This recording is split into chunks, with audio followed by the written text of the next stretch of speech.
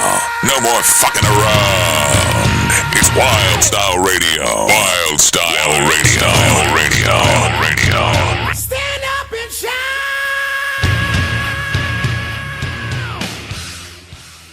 This is the Stand Up and Shout Rock Show, and we're coming to you live from Salisbury Center Studios in Manassas, Virginia, part of the Wild Style Network.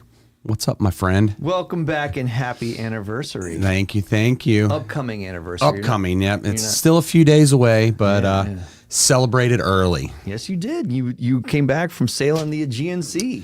The Aegean Sea, the Mediterranean Sea, the... Adriatic? Did you have a little of that one? No, the Terra something. Ooh, all right. I don't know where that is. It was, I guess the... Inside the boot? Above the boot. Okay. That's whatever. I forget the name of it. It starts with a T. That's kind of where Rome and where we sailed out of. And we went down, and there's a little strait. I forget the name of that too, but basically going right between Italy and Sicily. Yep. And then we went around into the Aegean and the Mediterranean Sea. Yes, sir. Yeah. It's good. Had part of my heart ripped out while I was sailing the seas, you know. Oh, yeah. Which we'll get into in a bit. I made the post. You were gone. Yeah. I made the social media post. So the people that follow us on social media will see, you know what we're talking about tonight. As if the T-shirt isn't any indication. I see you represented. I was going to say that later, but you just went to it right there. Like you're dressed and ready. That's right. For the event. Yep. So yeah, it was a good time. Yeah. Still a little jet lagged, foggy, but you know. I know. I all can good. hear it. I hear the rasp. Yeah. The deep yowl in your voice. Yeah. Maybe a little allergy sinus thing going on. Yeah. But, you know, who knows? Welcome home. Welcome back to the Stand Up and Shout Rock Show. Thank you. You got that going for you. And that's for sure. Yeah. So what's new? So I went to a show. I know you did. When you were landing, and I know you did. I tried to give you non-heartbreaking news. I appreciate that you tried to soften the blow. And then I realized he's full of fucking bullshit. So it was so if you happen to be in a place where you're a part of the tour that's ongoing between the Struts and Dirty Honey, it's a great double bill, and you got to go see it.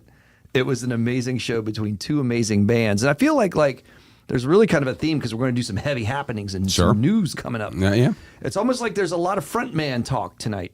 Yeah, definitely. Right? And end of careers, kind of stuff that's been kind of ongoing throughout the year. But getting back to the show, if you go to that show, you're going to see a frontman clinic.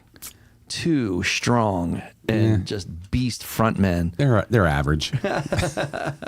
Fronting two great bands in two different ways, right? So you have, oh my gosh, Mark LaBelle. I don't know why I was going to say the wrong name on that one.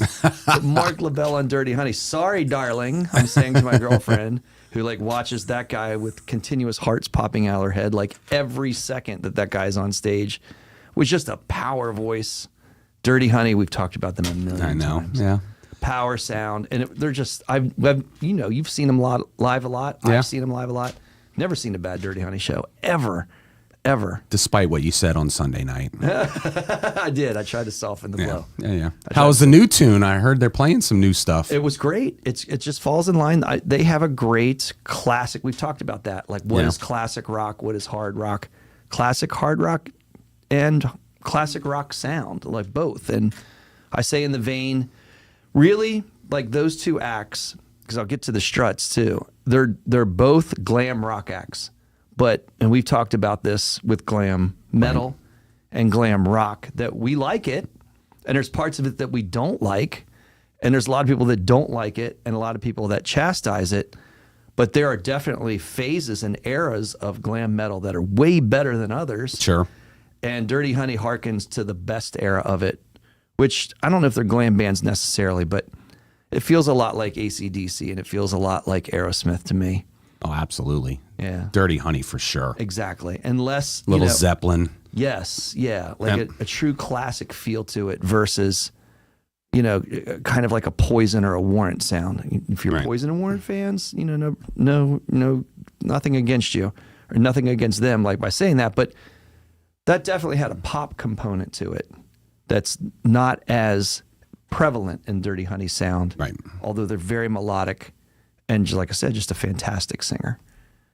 So, yeah, so the new song fell in line with that. It was, they only played, unfortunately, 11 songs. Right. So, like, that's a little bit heartbreaking because we've seen him play longer. Yeah, I mean, the most recent time they headlined that, it was a headline show for them. So, yeah, it was a lot more. Right. I figured it'd be a smaller set. But Right. 11, I was surprised it was that many songs, actually. Right. So, I'm sure it was great. But the Struts, with their frontman Luke Spiller, who's just a ball of energy, just nonstop. And their sound, to me, throws back to, again, glam rock as opposed to glam metal. Sure. Which sounds more like a British 70s feel, like a Sweet T-Rex, Yep. a Slade, those bands and those acts, which really didn't like light on fire too much in the United States. They had some popularity, but not like they did in England. Yeah. And that feels a lot like that when I watch the Struts. But The they're Dolls. Yes, the New York Dolls. Yeah. Such a strong live show. And Luke Spiller, I don't know how he doesn't pass out by the second or third song because he just doesn't stop moving. And so while you don't get maybe the same vocal gymnastics that you get out of Mark LaBelle with Dirty Honey, he's a great vocalist and he's going to give you something to watch. Not that, again, Mark LaBelle doesn't give you something to watch because he certainly gives you something to watch just in a different way. Sure. So you couldn't stop watching. The bands themselves are fantastic, so nothing against those that are playing in both bands, especially John Nato. Right. Oh, yeah. Because as a guitar talent, he is a beast as well. Yeah. Nothing against any of those guys, but the frontmen are just so strong in those bands, and it makes me appreciate, I always appreciate frontmen. I love frontmen. Seeing those acts that have strong frontmen make me appreciate it more because they give the show. They just simply give the show. For sure. Yeah. Yeah. I wished I could have made it, but I know. the flight timing just didn't work out. So, I mean, like I could really torment you with this one. I had a line on an extra ticket, like where we were seated, the whole 9 yards. I had it set and ready, Right. in case there was the possibility. Yeah. Yeah. Just didn't work. There'll be another one. Uh-huh. So, cool. So, which direction you want to go? Let's get to the heavy happenings. Let's get to the All right. news because we really like July was dedicated to Ozzy for obvious reasons. Yep. But a lot of things happen around Ozzy and in that time in the rock world. But his homage was due. So we Sure. certainly gave attention to first the Back to the Beginning festival and then his passing. Yep.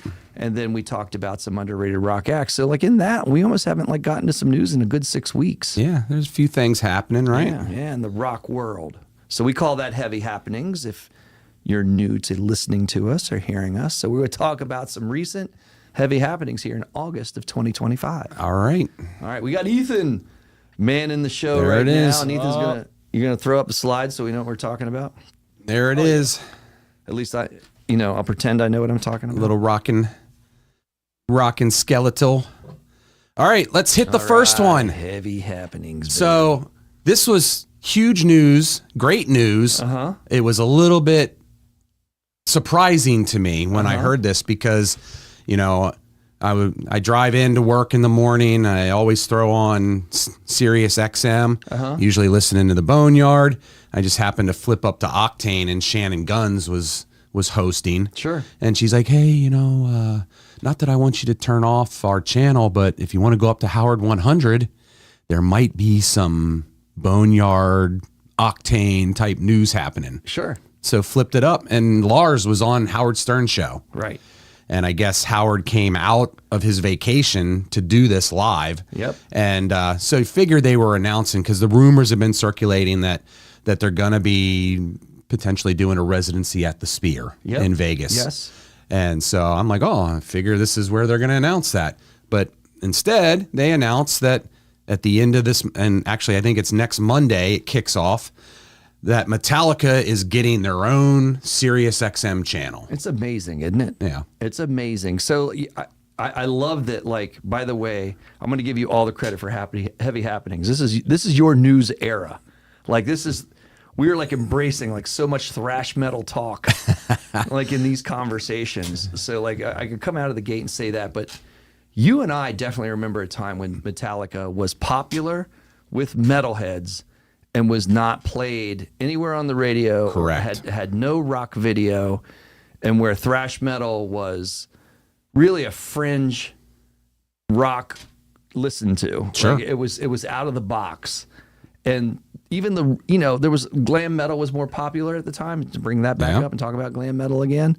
But we loved our Metallica, we loved our glam metal too. Yep. So we liked both of it. And we saw it progress and then really kind of explode in this surprising way, even getting up to this past May when we saw Metallica a few times on their M72 tour. And we noticed the difference in the crowd, that there's a lot of literally families showing up to see Metallica. So not only they're accepted as a commercial and popular group, but they're accepted with really a diverse crowd. Very much so. Populations, diverse ethnicities, diverse age ranges, diverse genders. So to think that Metallica garnered that much popularity and then that translate into having a Sirius XM channel is amazing. Yeah.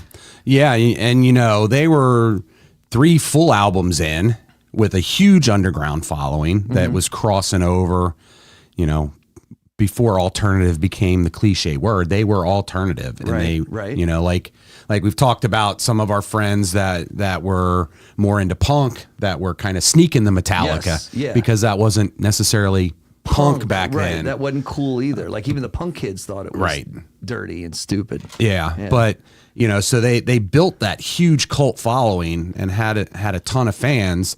And then the 4th album comes out and they finally do a video. Right. So, and they didn't even really get any airplay from that album. Right, and it wasn't until the Black album that things blew up for them. Right. But when you think about kind of the satellite radio now, you've got like Bruce Springsteen has a channel, Jimmy Buffett has a channel. Tom Petty, and Metallica is just as big, if not bigger than some of those. And they never had that. Like, they would do temporary when they had a new album coming out, they would kind of do, a couple weeks feature of Metallica and talk about the new album and play it and live cuts and all that. But now they finally get their own channel, which I think is going to be very cool because we got Ozzy's Boneyard, which is kind of spotlighting, classic hard rock. And Metallica will be interesting to see because, even Lars said it's not just going to be them. Right. So I think they're going to spotlight Venom. Are they going to go with a thrash act like Venom? I would think so. He talked about, the bands that influenced them. You'll be hearing that stuff and other bands from their time. So I think you're going to hear Exodus. You're going to, maybe you'll hear Megadeth on their channel. Who knows? But certainly Testament and Anthrax and Slayer will probably get all mixed in there as well. So it'll be a night. I mean, they already got that in liquid metal, right? But that does tend to lean a little bit more towards the newer death metal and black metal and all that kind of stuff. But some classic thrash fits in there. So maybe it will be more of a classic thrash channel. Right. And I'm glad you're bringing all that up because I'm curious to see that too. And then you can say that they've gone out and done some fringe approaches to music too, which the most obvious example is Lulu, the album they made with Lou Reed. Right. So even if they're, you can say it's one thing because we've done a bottoms up. By the way, if you want to go back and watch some old Stand Up and Shout rock show material, we did a bottoms up where we ranked our top 10 Metallica albums. And we've had other bands come in and speak to that too, like in and around that time. We were interviewing a lot of bands with paper cards at the time, and they'd see the cards and pick them up and want to play too. Right. So like you'll see a lot of conversation and debate about that. What is the best Metallica album? But to me, universally, Lulu was not.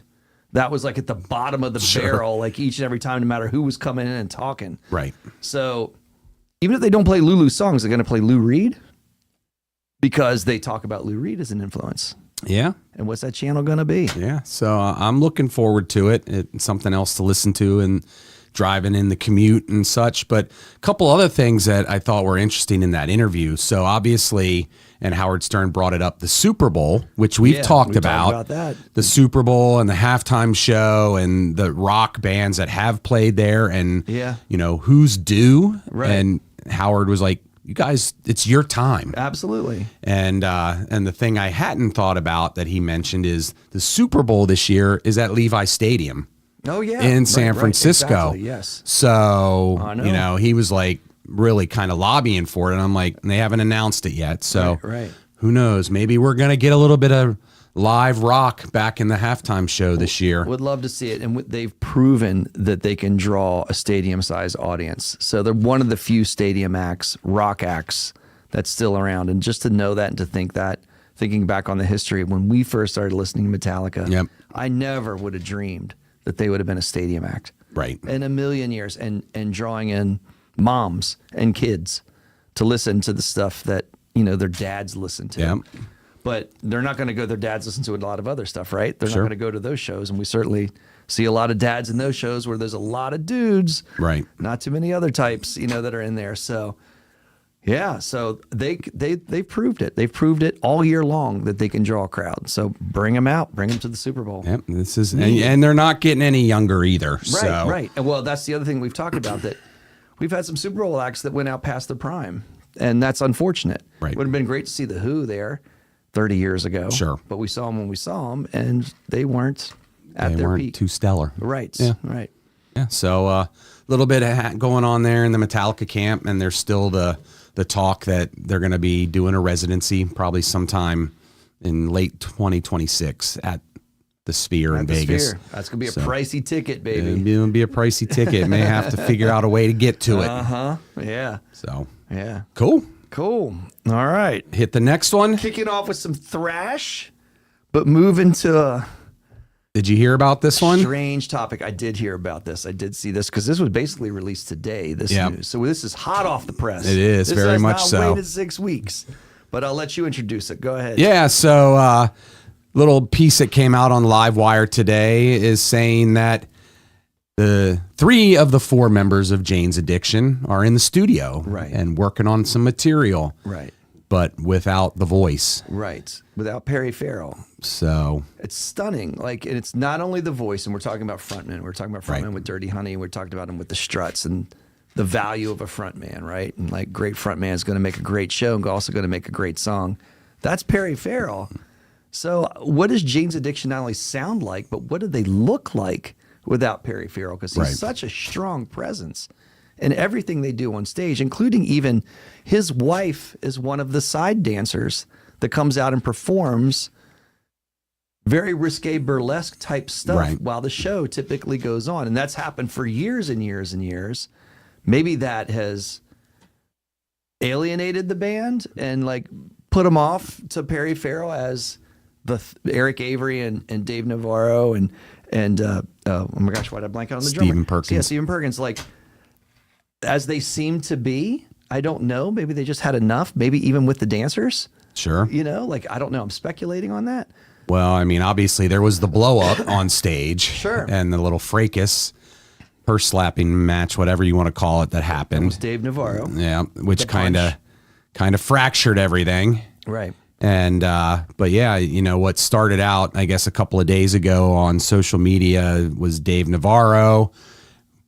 I posted a photo of him and I forget his first name, but Robertson, the producer, Yeah. and said, "Oh, we're doing a little messing around, good catching up, blah blah blah blah." And then next day, there's another post of him and Eric Avery, and then a couple days later, Stephen Perkins is in it, and it's showing them, with some music and stuff on on the display screen in the studio. So they're clearly working on some stuff. So the question is, Right. what's gonna? Clearly, they're not going to be with Perry. They've kind of said that's never going to happen again. Right. But we know how that goes. And I'm curious to see too. They've done this before. The 3 of them have steered away from Perry Farrell and did the Panic Channel. Right. And I don't know. I tried to listen to the Panic Channel, but it was something that never really, I have to say, like resonated or grabbed me. So if you're a Panic Channel fan, I'm sorry, but it just never really stuck with me. So like, there's always that chemistry, right? And you can talk about that with frontmen. Sure. And we've certainly seen that with you brought up in underrated bands, the difference between Alter Bridge and Creed, Yep. which is the same band, but with a different frontman. Should you, like, I guess Jane's Addiction is going to come across this. Should you change your name and really approach this in a completely different sound and an appearance and theme as Alter Bridge and Creed does? Or do you do like an AC/DC type of thing and replace the lead singer and keep going with AC/DC and hopes it draws people out just as it did when the original singer was there. Yeah, and there's a lot of critique of Limp Bizkit, or not Limp Bizkit.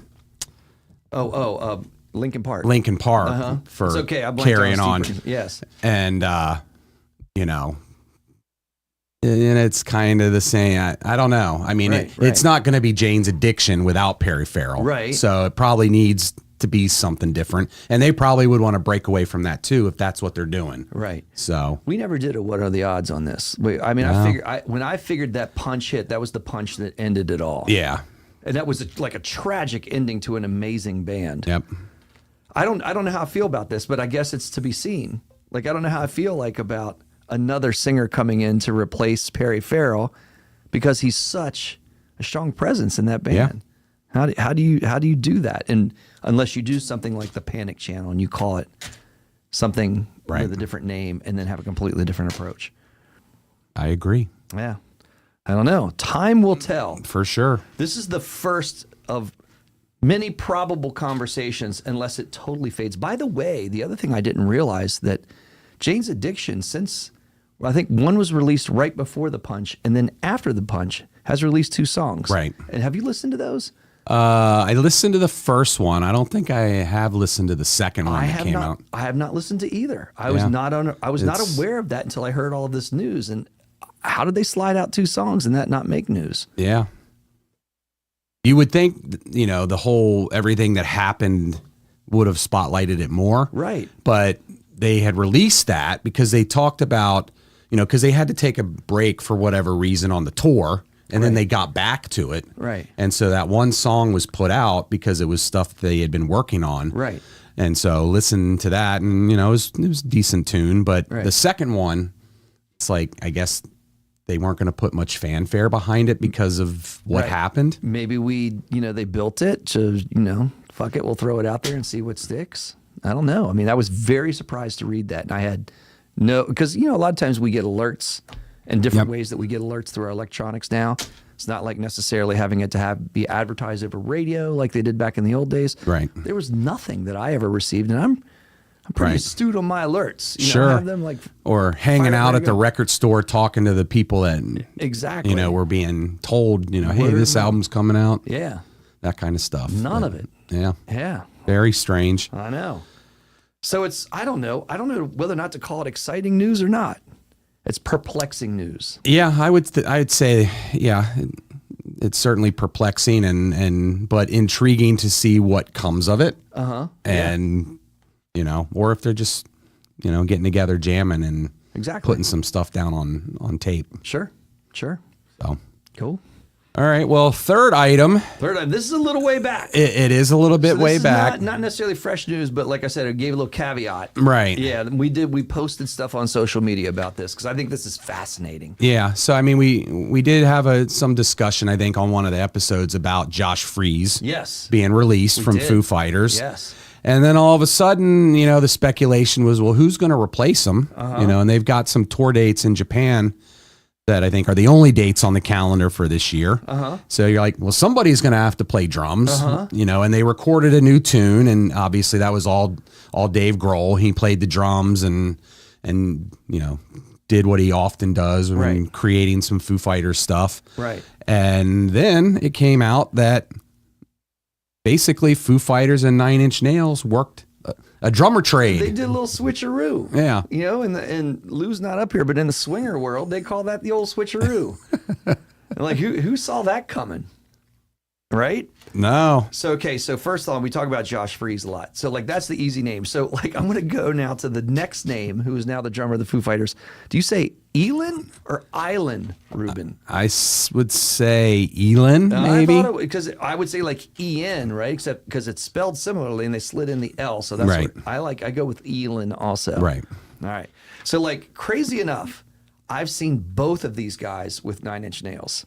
So, way back, mid 2000s at some point, I can't remember which tour it was. Right. I saw Josh Freese at Nine Inch Nails. Of course, he was solid. You don't think too much of the band of Nine Inch Nails a lot because there tends to be a lot of turnover in Nine Inch Nails just in general. And it's all about Trent Reznor. Right. Right? So, They're all hired guns after Right. he's recorded whatever. Right. So I didn't think about that until this particular switcheroo came out. The one I do remember is Elin Rubin. I almost said Robin. So yeah, Elin. I bet this name's going to kill me. Rubin. And I didn't know his name. I didn't know his name until recently. I didn't know his name until he entered the Foo Fighters. As soon as I heard the news that he was being picked up by the Foo Fighters, I remember him because I remember his appearance. And he was a dynamic stage presence. So he wasn't necessarily just another part of the band like most of the members that you see in Nine Inch Nails. And the other thing that I specifically remember in that Nine Inch Nails show, and I remember that show, they were playing with Soundgarden. So it was in Soundgarden and Nine Inch Nails were touring together, which was really slick. We saw them out of Jiffy Lube, and they did not sell out Jiffy Lube, like those two acts together. Wow. It was stunning, and it was loud.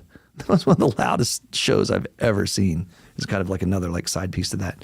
But he came out and played bass, right? So he was multifaceted, and I think Trent Reznor took advantage of that. So he was just doing a lot of different things and a lot of different ways in those songs. Sure. That was very creative. Just the way that he was approaching what he was playing when he was playing drums was different. So the styles were different. I'm not a drummer, so I can't speak to the kit that was being used, but it appeared different with different types of tones on different songs. And I just thought that was cool. I was like, that's a different dude. And he's lucky he has that guy in the band. And I remember thinking that at the time. Sure. And I didn't put that together and even think of him. And just maybe he was assumed he was still a hired gun with Trent Reznor until this news came out. And then I'm like, that is a solid pick for the Foo Fighters. But also Josh Freese would be a solid pick for the Foo Fighters. But they just didn't mesh, I guess, in terms of their feel and their personality. Sure. Yeah, I don't know. I mean, obviously, Freeze going back to Nine Inch Nails makes sense. Mm-hmm. But, a lot of folks have been saying Shane Hawkins was eventually going to be back and be in the band. Yeah. Replacing his dad. And he's out, with Chevy Metal. And so he's actually doing a lot of stuff now. Yeah. But, when those rumors first came out, he was still really young. Right. But, so... The other thing I think of with the Foo Fighters, too, is all of this news made me think back to the documentary that came out before they released their album Wasting Light. So this was in the early 2010s. And that documentary was called Back and Forth. And it was really about the process to make Wasting Light. But then it referred back to a lot of their history and how the current band members got to where they were, including Taylor Hawkins. And also the trials and tribulations of Taylor Hawkins with his experiences with substances. And Dave Grohl wasn't necessarily the most compassionate guy. You see a different side of him. Right. Because a lot of times you see him when he's interviewed or when he's out and about, he's being goofy Dave Grohl and playful Dave Grohl. And there's definitely a side of him that's not that. Yeah. When it comes to the studio and his expectations of the Foo Fighters and people in the band. And that was... The obvious piece of that was that I can't remember their second drummer, but who was removed from the band.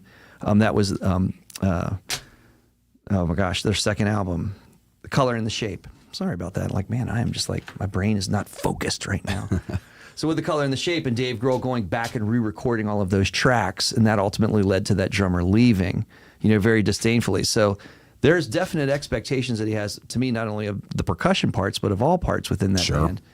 And that's the side that you don't see. And when you hear mysteriously that Josh Freese is no longer with the band, you kind of wonder, I couldn't imagine anything technically that was off with Josh Freese, but there was probably something in the performance that, Dave is big on talking about feel in how musicians interact with one another. And there must have been just something missing. And hopefully, Elin Rubin can deliver that. Well, yeah, I guess we'll have to see on that one too. But yeah, I mean, he's very particular, and obviously, when it comes to drums, he knows what he wants. Yeah. So, and part of the reason why he tends to do a lot of that in the studio is, he has the feel for what he wants it to sound like. So, right. So yeah, maybe it was that.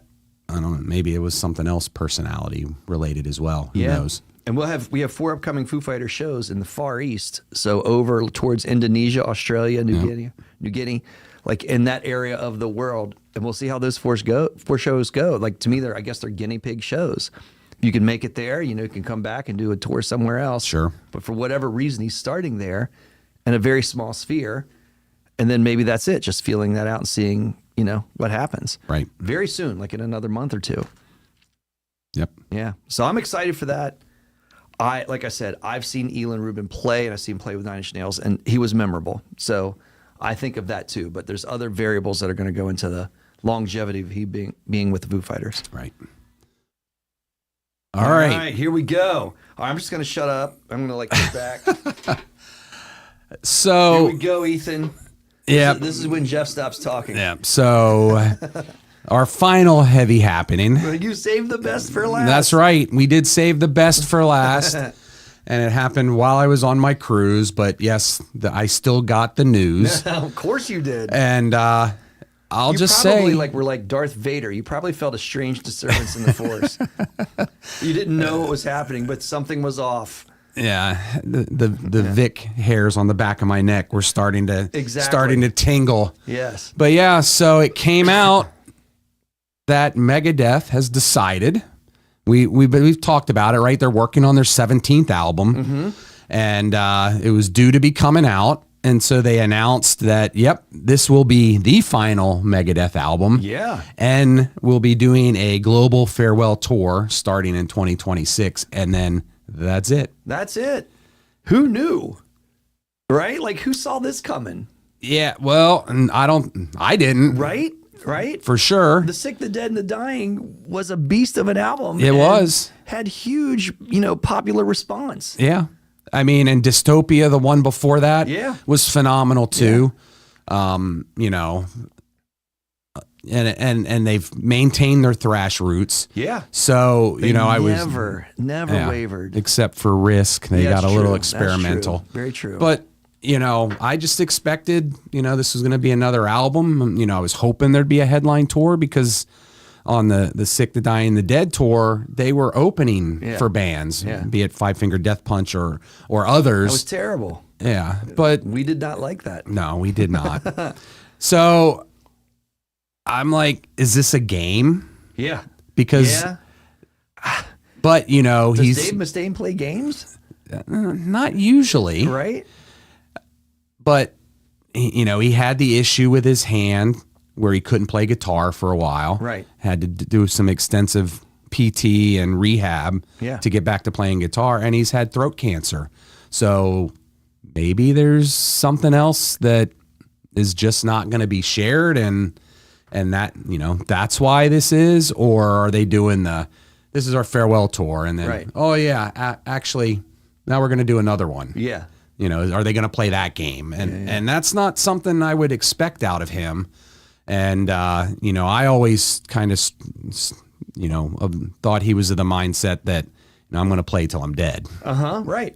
And, but, it also kind of goes in line with, I was reading an article the other day where Gary Holt from Exodus and Slayer was saying, hey, look, we're not getting any younger. Exactly. All of those guys that came up in, the early, mid 80s playing thrash, we're only going to be able to do this for so long. It's a very physical game. Yeah. Yeah. So maybe that's it. And, so it's why we say you got to get the tickets. You got to go because you don't know when they're not going to be going anymore. Right. So, okay, let me ask you this. How'd you hear this news? I was on social media. Okay. So did you see the Megadeth announcement? I did. I saw that first too, and I loved it. Yeah. I loved how they announced this news and little video clips if you haven't seen it. Yeah, and it's super cool. And I think if Ethan brings up the link that we have on our slide. You were the man. We can maybe show a little clip of it. But it's like a breaking news feature, and then Vic comes in and kind of says, I didn't even know what I was watching at first because it was like, total Armageddon, like blowing up the world. Right. And I'm like, all right, this could be like a very video, Megadeth. like a video, exactly, like kind of release or something like that. And then the news just got heavier and heavier and heavier. Yeah. And I was like, I was floored. I was like, what the fuck? I'm like, are you serious? So, do you think that, like, I'm going to ask you this is like an opinion question towards Dave Mustaine, because I always feel like there's this tinge in every album that Megadeth ever did that, Dave had something to prove.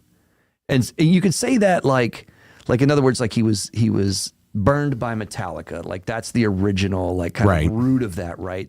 He was gonna updo everything that Metallica had ever done.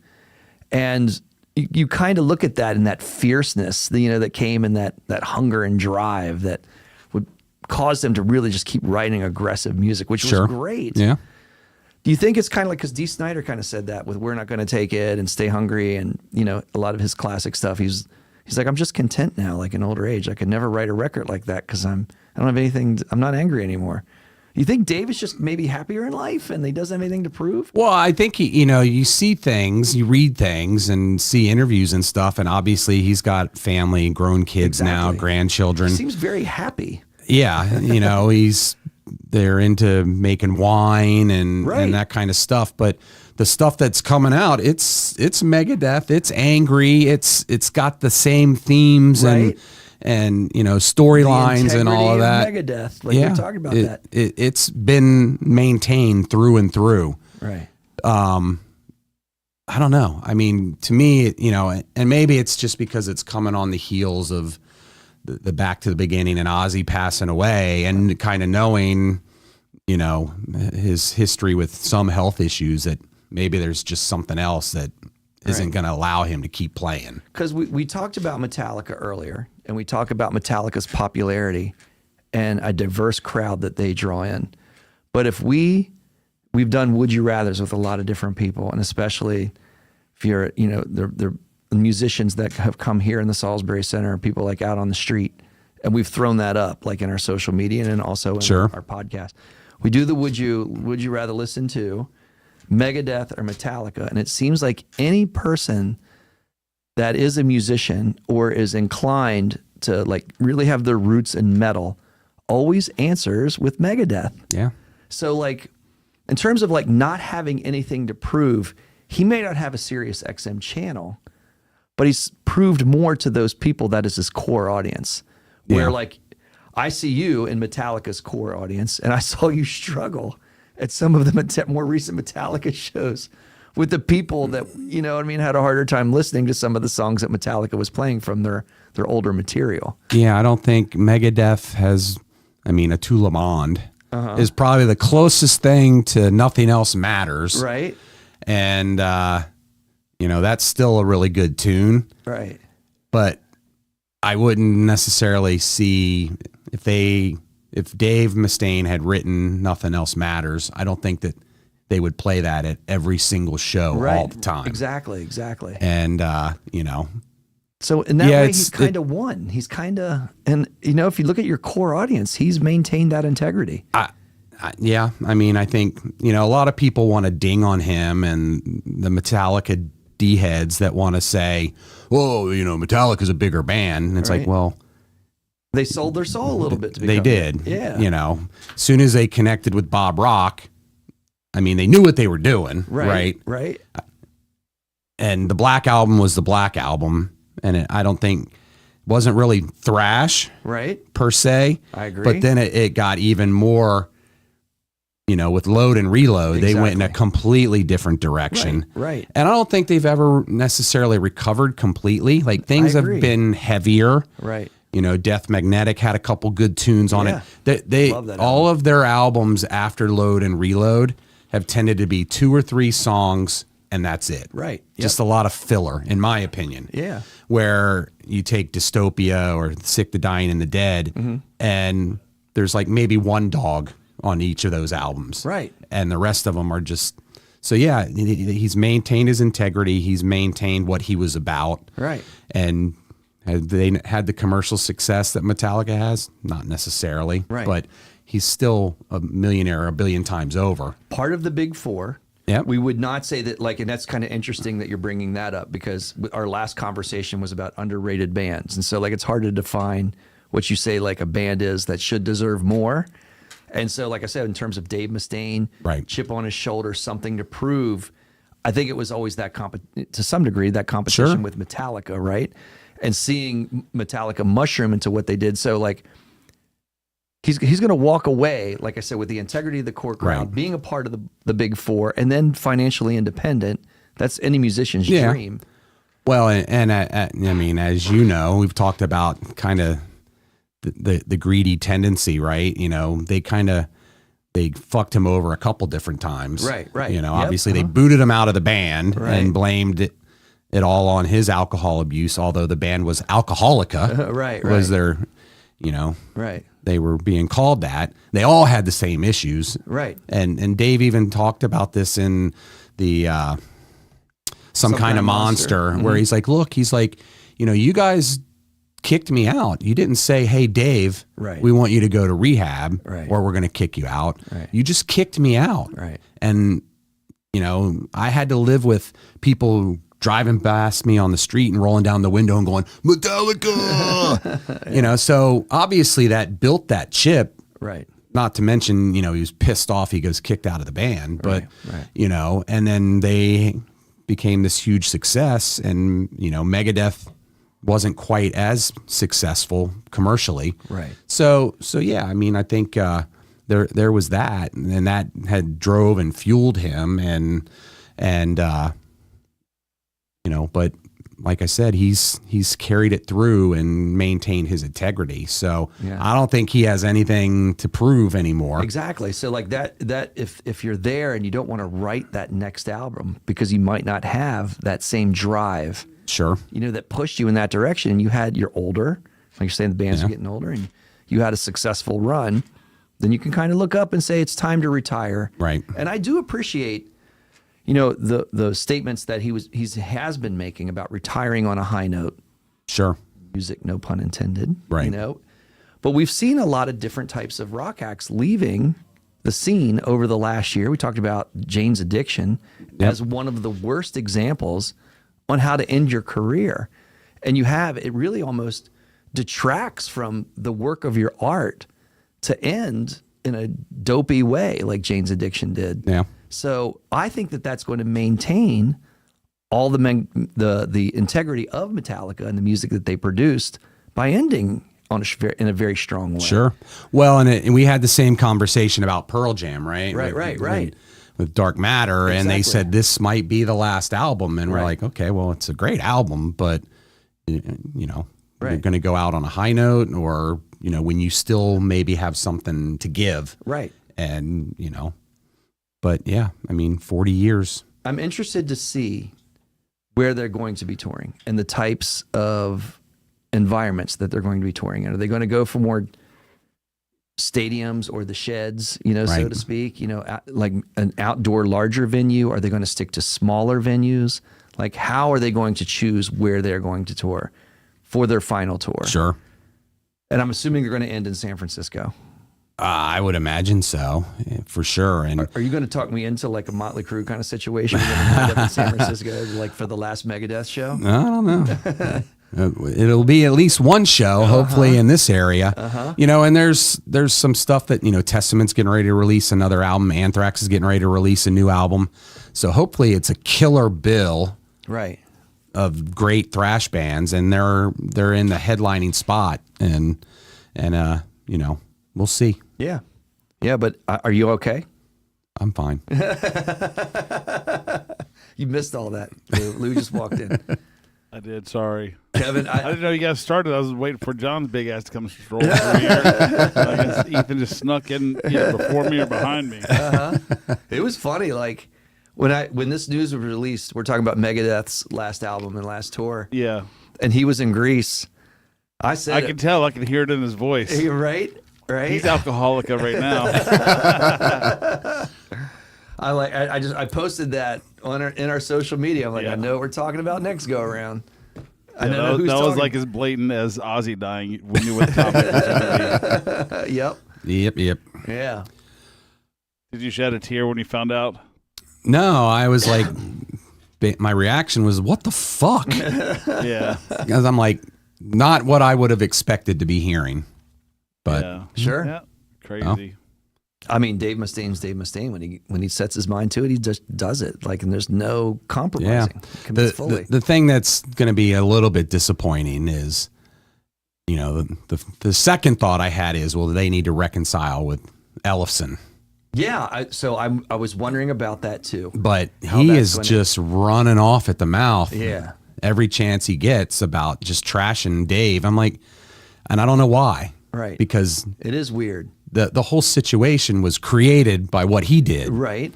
But he doesn't want to kind of accept it. Right. So I was hoping they'd kind of reconcile, and I guess Lomenzo would be kind of the odd man out. But if we're doing odds, I would say there'll be some type of reconciliation where at least he plays, especially at the final show. I would give that 100%. Yeah, I'd say that would happen. Yeah, well, and like I don't know if you saw it, but there was the one interview he did recently where he said, well, what did me in and had me on the way out the door is Dave said he wanted to re-record No Life Till Leather. Huh. And I was like, why are we always going back to this thing? But then now that Metallica's releasing a tribute to No Life Till Leather, and Ellefson's on it. Yeah, exactly. So I'm like, what a fucking hypocrite. Right. But anyway, hopefully they do, because, that was the gel and the glue. So it'd be great for them to, if it's just the last show, or come out and, kiss and make up and play a tune at the very least. Happen. I absolutely think it's going to happen. All right. Well, we'll transition. We're going to kick it over, Ethan. So, and Lou, I'm glad you walked up, because we're talking really about, we talked about, of course, the Dirty Honey and the Strut show, the power of frontmen. And we talked. You were alcoholic that night too, weren't you? Absolutely was. I was getting the barrage of texts because it was awesome. I was on the bike. Awesome. Well, no, that was Sunday night, so I just got home and my phone was like, bzz, bzz, bzz. I'm like, I put the phone in the other room and just walked away because I'm like, I can't deal with this right now. Well, the first text was Kevin. I was like, sucks. Jeff must be having a couple of adult beverages. I might have been a little excited because the first text was like, Kevin, this all sucks. And then it was like the barrage of everything that sucked. All the video that followed. I got it that direction, and then Ashley's texting me. Oh, they only got it from one side. Ashley, I'm sure, was texting you the Mark LaBelle sexier stuff. You saw like a shirtless Mark LaBelle and all of the shit she's like, I have to tell you about this. Like, no, you actually don't. So like, we're gonna wrap up the night on a quick. I'm glad you're up for this. Quick, right. Would you rather? Because we're talking about frontmen, and frontmen can leave a band, and that could be tragic, right? That's the obvious. Yep. You could have a tragic event. Like the one thing that I don't have on this, would you rather, in terms of frontman, you could have two frontmen in a band. In other words, one replace another.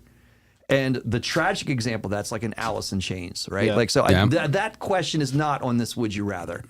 Because I love William Duvall. I also love Lane Staley, but you kind of have there is tragic replacement, I would say, on this. There's no comparison. I knew, because it is hard to compare because that's a forced would you rather, right? Like that's not but that's an easy one.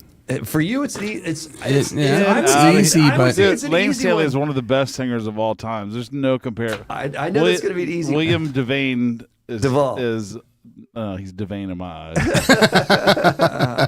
eyes. He's very, very good. And he would be a great singer in another band, but you can't step into Lane's shoes. Like nobody can step into his shoes. Right. Well, either way, that one's not on there. Yeah.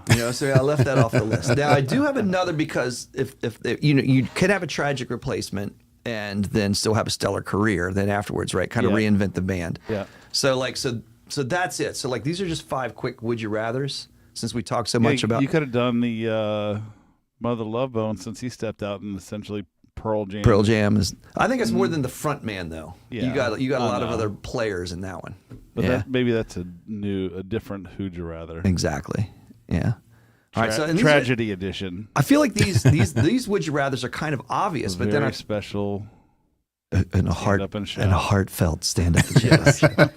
Heartwarming and moving. Yeah. Memorable stand up and shout. Wouldn't that need to be on a different podcast? Exactly. So these are, to me, are obvious would you rathers. We just never talked about it. Yeah. So like that's why I'm going to throw them up there. This is the night we John do it. sent me the email with who you guys were Oh, choosing. between, see, this is not so a I'm surprise. familiar with. I'm explaining too much. I'll shut the fuck up. All right, Ethan. Well, it's good for your fans to know what you're talking about. Yeah, know what that like? What the hell was he Where's thinking? his head? Yeah. Uh-huh. All right, so would you rather number one? I mean, this is the granddaddy. I'm starting right with the granddaddy, and that's Van Halen, right? So Dave or Sammy? How many people ask Dave or Sammy? Just about everyone. Yeah. Right? Like it's an old classic. Like Ethan, who's a young pup, even knows Dave or Sammy. Like, right? Well, I Who mean, hasn't they're heard? legends. Legends, exactly. Both versions are legendary. Absolutely. Yeah. Right. And you can make great cases for both. So there's no right answer. I'll because there's gonna be fans that might get like hear this and get pissed. Yeah. Yeah.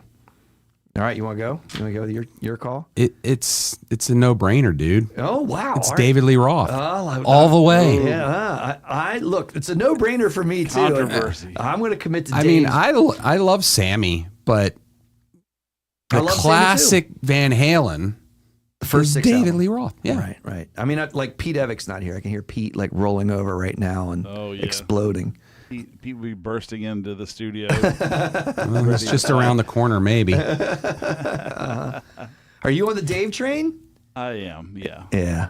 As great as they both are, I still think the Dave version was miles ahead. Absolutely. And it's the Tony set. It was the party.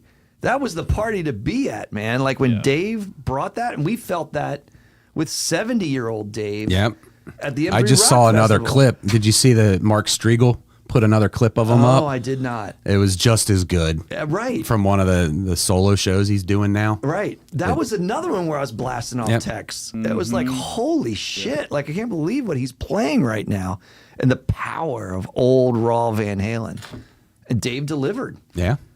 Yeah. And again, like, it's not the voice necessarily. It's the show. And he fucking brought that The show. body of work. Yeah. He's not Body going to work. jump off the riser over the guitar player's head and like back in the day. Right. He's not But- going to do that. The front man is still there. The front man was, I mean, he was up, engaged in every second of what that crowd was, you know, and deep into. Sammy's a great singer, but I don't necessarily equate him to the same level as a front man as Dave. Yep. He's So- a great frontman too. Yeah.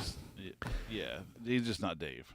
And the body of work changed, and it's And commercially they weren't viable. groundbreaking either. They'd already Right. broken all the ground with Eddie and Dave and their antics and all that stuff. So there's nothing left for Sammy to bring new. It's like the guy that lifted the first one to lift 1,000 pounds or whatever. Right.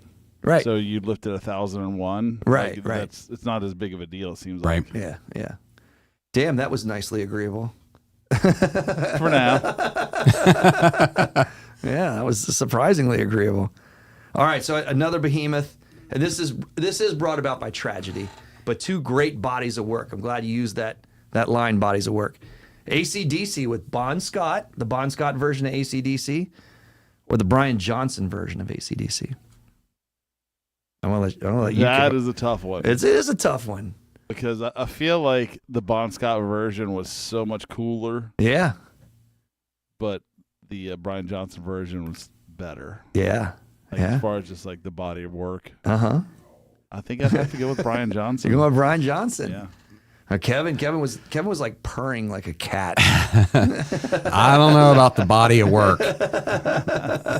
For me, it's Bon. Yeah. I mean, and we've talked about this before, like the people that are like, name me, as many good Bon Scott songs I had that a are guy on do Back this. in Black. Yeah. Like It's Back like- in Black is solid. Like there's no bad song. on Absolutely. Back The in Black. number 2 album of all time, isn't it? Yeah, It like, is, yes, for no sure. Yeah, that's what I bad mean. Body of song. work. I mean, Yeah, it's yeah. just- you can't escape them.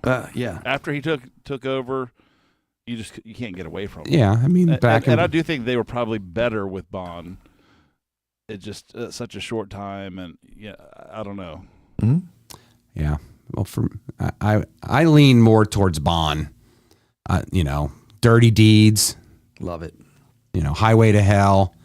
High Voltage. I mean, they're a tons and tons of Big great. balls. A You lot know. of Rosie. Yep. And a long hard to way to beat the those top songs. if you want to rock and roll. Yeah. Brian Johnson ain't playing no bagpipes. Which, by the way, that seems like every like major rock act that we're watching right now. That's their entrance onto Yeah. the stage. Is a long Oh, way to the shameless top. plug, by the way. Thunderstruck will be here September Oh, 12th. look at that! Yes. I love that. That's fantastic. If you want, if Playing you want to both. we should. Are they ask gonna them do that both? Question. I believe so, yeah. We got to ask that question. Bon Scott, or I'm sure they have some very political answer. Yeah. Whitewash over that. I'll see if I can get him in for that. I go Bon Scott because I like the tone of AC/DC. It's dirtier there. Like it's dirtier, it's grittier, it's agree. more raw. I like that. You know, like I like a little grit to like what I'm listening Sure. to, and that's what Bon brings. There's like You danger to guys Bon convinced Scott. me. I think I changed my mind. Wow. I forgot how great they were back then. Yeah. And yeah. they were, again, groundbreaking with just their gritty, dirty Right. sound. Right. I mean, Big Balls is such a weird song. If you actually just like pull back and like if somebody Yeah. just wrote that song and you just looked at it on paper. In the 70s, they wrote it. Yeah, like somebody be like, "What the hell is this song?" And then Bon Scott sings it. It makes sense. Yeah. You know, it is so tongue in cheek and dopey, but awesome at the same time. Yeah. So all right. So I shift gears into something more current and go a little, in a different direction in terms of this is the same band, but they took the step as we were talking about in the Jane's Addiction situation. Right. So like, are they going to keep the name Jane's Addiction or change to something else? This is what happened with Creed when Scott Stapp did he leave or did he get kicked out, or is it kind of one of those Motley Crue things where it was a little bit of I think it both? depends on who you talk to. Right, exactly. Yeah. Go ask Went off the Nikki. deep end. Yeah. I was fired. But then they renamed themselves Alter Bridge with Miles Kennedy. So you got Miles Kennedy, the Alter Bridge version of Creed. I'm calling them Creed because they had more like broader popularity with Scott Stapp. Yeah. So it's Miles Kennedy or Scott Stapp, and the band either called Alter Bridge or Creed. Right. So I love those first two Creed albums, but Miles is the man. It's Alter Bridge and Miles from in my opinion. They were on your list of top 10 underrated rock acts, which is interesting because you couldn't call Creed underrated, right? It's No. the same band, but you're calling them underrated now that they're named Alter Bridge. That's true. You know, I mean, but what you said is true. Like I Right. agree with it. It's bizarre. Like just by changing the front man, changing the name, you don't even know it's the same band in most Right. cases. Are they the only band that's underrated and overrated? No, maybe. Nickelback. Maybe. Yeah. But Don't you say know, that, Scott will be mad. but you know, it also goes to the end of MTV as we knew it, Right. because Creed was part of. They were on the coming out of that Total Request Live right era. Right. and That they made blew it- up yeah. on MTV. Yeah. And then they stopped playing music videos. So maybe Alter Bridge would have been bigger and less underrated. Yeah. If they had been able to have that type of exposure, like a lot of those bands used to be able to have. But I think they probably would have been, because I think Miles is just a better singer. Just a beast. I think you know me, he's like one of my top 3 active frontmen, not only singers, but frontmen. He's just great to watch. He has this like kind of like laid back approach to being a frontman almost that works. Like you can't stop watching him. You're drawn to watching him. You know, just an amazing voice. And I'm with you. I just literally, I think he's changed the music of Alter Bridge to make it sound, and you don't know that you're listening to a different band than Creed. Right. I know. I mean, like Creed just toured, and they drew in big numbers. So there's a lot of people that are going to hate this Yeah. conversation. And they're touring again, Right. doing another tour. So yeah. Yeah. You have any thoughts on this one? I don't know. I've never been a fan of Alter Bridge, Mm-hmm. and I really liked Creed back in the day. Mm-hmm. But I've come to not really like Scott Stapp. Right. Yes. Yeah. That's a part of it. He's become an unlikable frontman. Yeah. Yeah. Yep. I think I'd have to go with Miles just because it's more of I like Scott Stapp less. Uh-huh. I just, not that Miles is bad. I'm not super familiar. I'm not a huge fan of Alter Bridge. They're fine, but it's Right. just not something that really got me. So I think I'd have to choose the worse of the two, not the better of the two. Gotcha. Yep. I gotcha. That's a very agreeable conversation so far. There's a lot of love. Boring. Well, the next one's going to get harder. I threw this one in for you. So that is Anthrax with the classic singer of Joey Belladonna. But then you have John Bush, 2 albums with the band. One of them, a stellar Anthrax album, Sound of White Noise, which to me compares to any of the top albums that Joey Belladonna did. Yeah, Stomp 442 was great too. Yeah. Both albums were phenomenal. You're right, yeah. And I mean, and Joey's a good singer, but he's technically a different type of singer than John Bush. Absolutely. And John brought a completely different dynamic to Anthrax, the 2 albums he did with them. There's a guttural He brought balls power. to them. Power it's, vocals. it's hard to believe that somebody could bring more balls to Anthrax. Yeah. Because Anthrax, I mean, they're big 4, so Yeah. you'd think that they have balls already, but John's got them. Absolutely. Absolutely. Oh man, you're undecided. I mean, I came in here thinking I was going to say Bush. Yeah, that's why I was for sure. Right. And I'm probably still leaning that direction, but when you talk about the body, albums, the amount of albums and songs that Spreading the Disease. Well, he wasn't the singer on Fistful of Metal. Oh, that's right. Yeah. What am I thinking? Yeah. It was Neil Turpin. Yeah. And might not have. Among the Living. Yeah, Among the Living. I'm not sure if he sang on Spreading the Disease. Maybe he did. I think he did. Yeah. I think that was the first album he was on. Mm-hmm. But yeah, State of Euphoria. Obviously, the newer stuff has all been good. Time. Yep.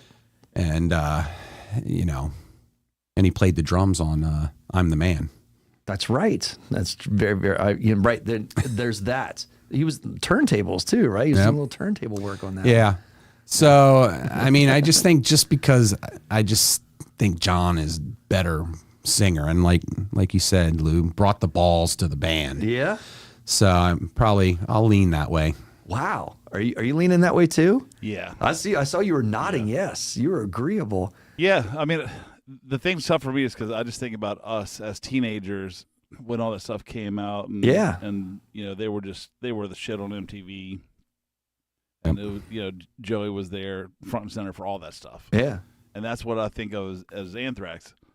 But man, those 2 albums that John Bush did, he is one of the most underrated singers. Absolutely. He's a beast. Yeah, he's just unbelievably great. Yeah. When we saw him at the Tally Ho, and he came out where we were standing in the crowd, he was no further away than what we are, not closer. Really? In front of us singing. Wow. Right? Armored Saint songs. Yeah. And it was you didn't need any mic or any PA. He overpowered everything that was happening on that stage. It was like Mark LaBelle when we were at Charlestown, and we were in front of the array, so we weren't actually hearing anything, but you heard him. Mark LaBelle, exactly. And you heard the power in their voices. Yeah. John Bush. Look, so I'm gonna make the counter argument. I'm going to be the disagreeable one on this with Joe Belladonna. And this just for this simple reason.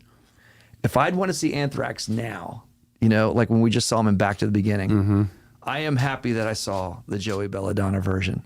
So I wouldn't be adverse to seeing the John Bush version of Anthrax, but I really kind of associate more of the big 4 sound of Anthrax with Joey Belladonna. So that's just for that simple reason. Like, what would I want to see today?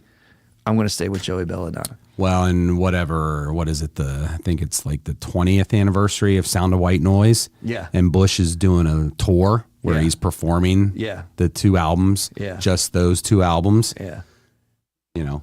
I would be down with seeing him do that. And I would and I say that, I would like to see some type of reconciliation where maybe there was some shows that he played with Anthrax and he played music off of those 2 albums. I think that would be badass. Sure. Because then you get the band. Yeah, because they don't touch any of the material on those now. Right.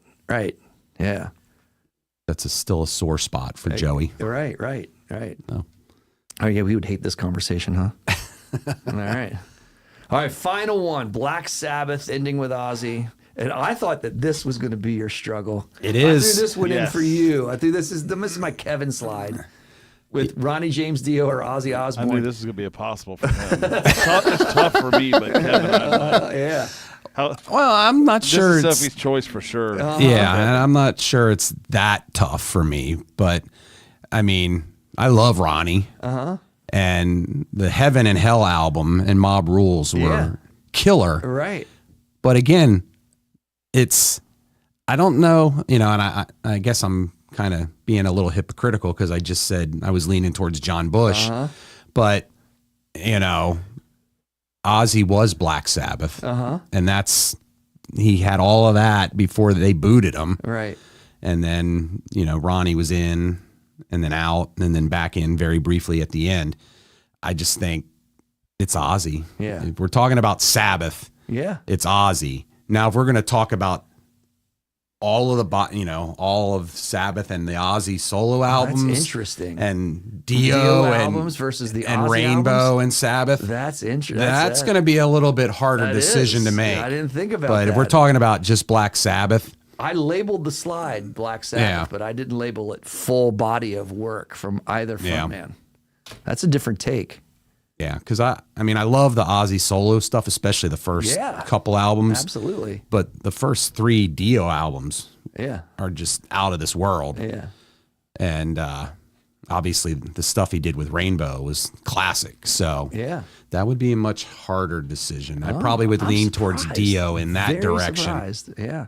I figured Heaven and Hell just alone would be enough to trip you towards Ronnie James Dio. Yeah. I mean, it was like they're 2 completely different singers, right? So it's like they were talking about in the Dio documentary when they released that album and people are like, oh, what the fuck is this? Right. Who's replacing Ozzy? And then he starts singing and everyone's like, wow. So yeah, it's good stuff that he did with them, but Black Sabbath, I'd have to lean towards Ozzy.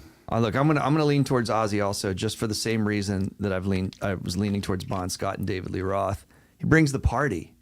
Like Black Sabbath can be dark, evil music for sure, but then there was always this side of it where you get like a Fairies Wear Boots, which is one of my favorite Sabbath songs.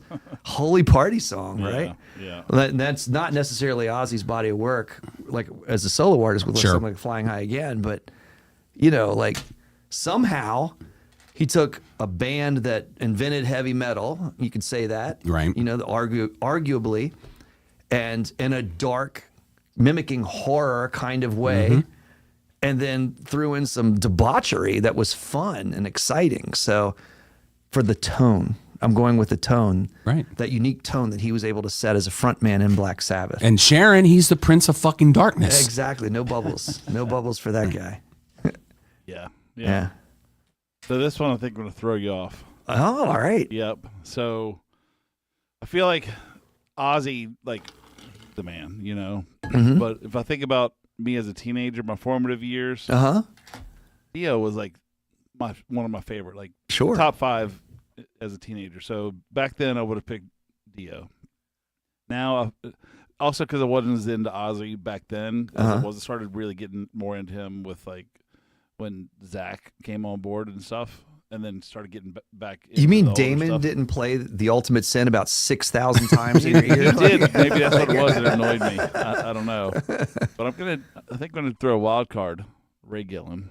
You are going to throw a wild card with that one. Like Black Sabbath. Look at that. Damn. And so for you, that doesn't surprise me. Yeah. Specifically, that doesn't surprise me. The choice that you chose it and thought about that surprised me. But as soon as you said it, I'm like, oh yeah, I get it. Yeah. Yeah. Of course. Dude, Ray Gillen, just that voice is butter. I mean, it doesn't get better. Was Black Sabbath as good as they were with Dio and Ozzy? Definitely not. But if you're just talking about the singer, it's got to be Ray Gillen for me. Yeah. Just because his voice is, you don't get much better than that. Yeah. Like he's up there with Lane and Sebastian, if not above. Sure. We just forsaken like the namesake of our show. Nobody chose Dio. We're like the stand-up. But I hear what you're saying. That's solo work. That's not Black Sabbath. So maybe we could use that like asterisk to excuse our behavior and our choices. Well, yeah. I mean, it is a Dio song. It became the namesake. So Right. That's what I'm saying. Like, it's not a Sabbath song. It's a Dio song. So we still love you, brother. Don't. Oh, it's not Mike Matijevic's version. Stand up and shout. I thought that's what you named your show. Believe it or not. Yeah, all right. So there's other frontmen that are out there. These are just the big ones. I'm glad, like, we've never really kind of, like, officially settled this, like, these choices. I think I always knew that, like, Dave was your man. I always felt that, like, you know, because that would come up in other conversations with other people that would come through here. Right. So I wasn't surprised by that. I think John Bush did surprise me a little. Scott Stapp, I knew you weren't going to pick him. Oh, I'm surprised you didn't put the Corey Glover and Jeff Tate. Well, that's not the same band. I just figured you would try and needle somebody. Look, I figured you'd throw it in there either way. If these guys would have been in the same band, which one would you choose? that's an easy question. Well, is it Jeff Tate in Living Color, or is it Corey Glover in Queensryche? I wouldn't want to see that for either person. You know? I would not either. Like, it sounds like a terrible idea in both ways. Although, I hate to say it, Jeff Tate has become the biggest cornball now. Yeah. Well, he's retiring too, so. Yeah. Look, Still sounds great, though. I saw him in one of his last, was it the last Queen, when he did M3 with Queensryche? He was a dick at that show. He was just so flippant. He's a dick everywhere. Yeah. He's been a dick for 40 years. Yeah, I mean, He's a great singer. it looked like he was just miserable to be in front of that audience, and he was almost like chastising the audience. Mm-hmm. I'm like, dude, like, everybody's here to like rally and party behind these songs, and you're like so annoyed and like snarking at people and stuff. And But hasn't he been like that? As long as I can remember, he's been like that. yeah. It was, I mean, that show, because I've seen him several times. That was him at his worst, and you could just tell he was miserable. Yeah. So when I heard the news that it was done, I wasn't surprised. Yeah. I don't know. They were great on the Empire tour because they did all of Operation Mindcrime and then Silent Lucidity at the end. But that was pretty killer to go track to track with Operation Mindcrime. All right. Remember when people would think Silent Lucidity was a Pink Floyd song? Mm-hmm. People, that's a great Pink Floyd song. No. Cool. All right. Well, that was fun. That was fun, and I know we talked about the Thunderstruck show, but yeah, a couple things coming up here at Salisbury Center, Friday, September 12th. Thunderstruck AC/DC tribute with our friends F It All. F It All. Opening it up. Yeah. And a bunch of fights, and we got to fight 2 nights, 3 nights? Saturday night. Mm-hmm. It's all right for fighting. That's right. You guys coming out? Yeah, sure. Yeah. All right. Yeah. Saturday, Kevin's October. awake. Kevin, you know, like Kevin's still on Greek time. It's like 3 in the morning to You him. can hear it in his voice. Yeah. Saturday, October 11th, Family Tradition. Mm-hmm. Hank Jr., yeah. Mm-hmm. Little Mania Wrestling coming October the 16th. Love it. And then Friday, November the 7th, Black Sabbath tribute band Sabbath. Excellent. And excellent. Think he'll do both Dio and Ozzy? Do you know? That's a good question. I haven't spoken to them. I've been trying to work on finding another Aussie person to go with them, but of course everybody's in demand now. So Right. prices have gone up quite a bit. Right. We'll see what we can figure out. Yeah. Which will make that Zach Sabbath show interesting in I November. know, Scott's reaching out to someone to see if they can. All right. So, Kobe Reese, if you're out there, answer Scott. I heard you're doing a really good job. Baby Scott. Mm-hmm. All right. Thank you, Ethan. You are the man, as always. Glad you made it up, Luke. 'Cause I was hoping that you'd be there for the Would You Rather. Yeah, I didn't know you. I was trying to finish some work downstairs, and I never saw John come in, so I was like, the show's got to be on by now. So I came up, I was like, oh. Well, that's why I ran away. We were talking downstairs before I came up, and then I looked down at my phone. I was like, shit, I got 5 minutes. I should have known it was showtime when you were crawling in. Yeah, it wasn't like I was like overly early. Yeah, well, that's what I'm saying. Yeah. I should have known when you're here at showtime. So yeah. All right. All right. All good for now. Talk to everybody in a couple weeks. Or Saturday. Or Saturday. Yes. Yeah, right. Well, I mean, I'll talk to you guys, but like Talk to everybody else. a stand up and shout rock show in That's another right. 2 weeks. Right. All right. See y'all.